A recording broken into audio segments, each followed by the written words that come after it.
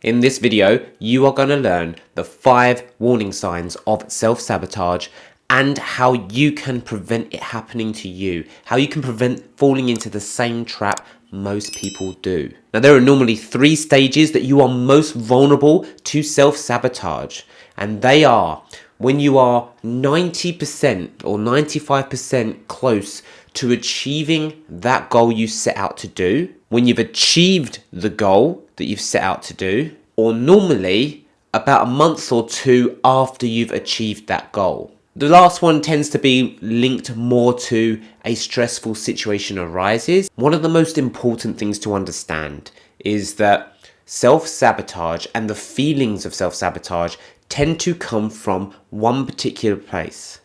And that place is perfectionism.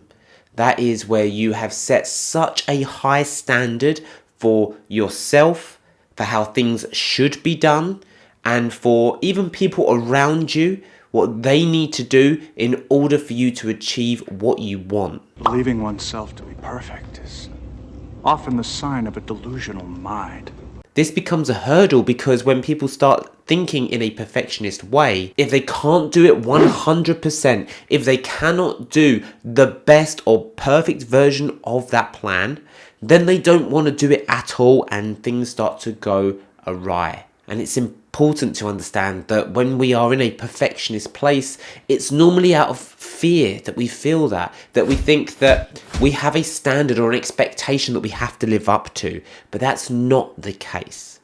But we'll go into that shortly. The first warning sign you have to be aware of is when you start wanting to do things too quickly. You start overloading your plate or start trying to increase everything you're doing by a substantial amount. Come on, let's start running, let's go! There's nothing wrong in doing a little bit more every time, but you have to make sure it's gradual over time and not too much too soon. You have to get used to it. It's about enjoying the process and being less attached to the outcome that process gives you. Believe it or not, I've got into my best shape the moment I stopped caring about what I looked like in the mirror. It's when I started focusing on those small little habits and doing them just enough every single day, that's when I started seeing the results coming through. Number 2, the second warning sign is procrastination. Now, you've built up, let's say you've done some habits, you've got a nice little streak going on, and all of a sudden you've woken up and you feel a bit tired or something's going on in your life and you find a reason to put it off. And you actually start thinking, oh, maybe I'll do something else instead. Or you start pushing that habit further and further back. Let's say you were a morning exerciser and then all of a sudden it gets moved to the afternoon, gets moved to the evening. Before it gets moved to the evening, now it's get moved to the next day, and so on and so forth. The third warning sign is when you start to feel overwhelmed. It's that feeling of there's so much to do, there's so much on my plate, and I just don't think I can get it all done. By this point, people have normally got themselves such that high expectation that if they don't achieve it, then they have failed. I'm a failure. If they don't do everything to the highest point or high standard that they can do, they've failed miserably. And then it's not worth doing. You can start to see how this perfectionism fear starts coming into play in each of these warning signs. And number 4 is a really interesting one. It's when people start to believe that the rules no longer apply to them. For example, if you've lost weight and now you've got yourself into a good place where you can enjoy a pizza from time to time, people start overdoing it and wanting to do more and more takeaways, forgetting the good habits that they have built up that got them to where they were in the first place. And it's always very interesting to me. I love this kind of topic and I love discussing this with my clients because when we feel at our worst, when we're at our wit's end, when we feel like we're at the bottom of the pit and we have to try and dig ourselves out of a hole, we will be so obedient. We will do whatever it takes. We will follow the rules. We will do those habits day in, day out. But once we get into a good place, what people tend to start doing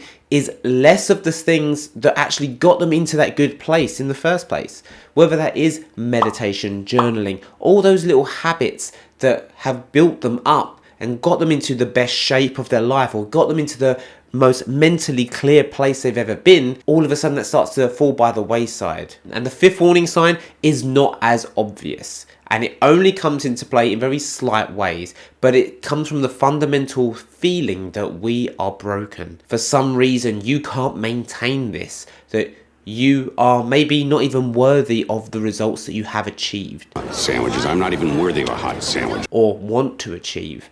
And this is where the self-sabotage starts to set in, to start bringing you back down to a level that you feel more deserved of. Whether you have experienced 1, 2, or all of these experiences, I want you to know you're not alone. This is something most people have to go through, and they discover and learn more about themselves as they do this. The way to overcome this self-sabotage is to first of all recognize those warning signs. Start to feel and label which one it is that you are experiencing, so you know where you're at, where you are in your head, get back to doing the things that are going to get you into the best place possible. One way you can do this is by journaling. Just write it down, express how you feel, put it onto paper, and start to understand and admit to yourself what you're experiencing. Number 2, remembering that action beats anxiety. By taking action, when you are feeling overwhelmed, when you feel like there's too much to do,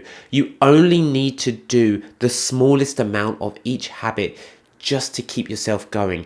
You don't need to go for a 2-hour run or a 4-hour workout. You could just go and do a 10-minute session, something just to keep that streak alive, just to keep you moving forward. That's what's important. Giving yourself permission to actually make mistakes as well is a huge thing you can do. We are all human. We are fallible. We make mistakes. Nobody is perfect.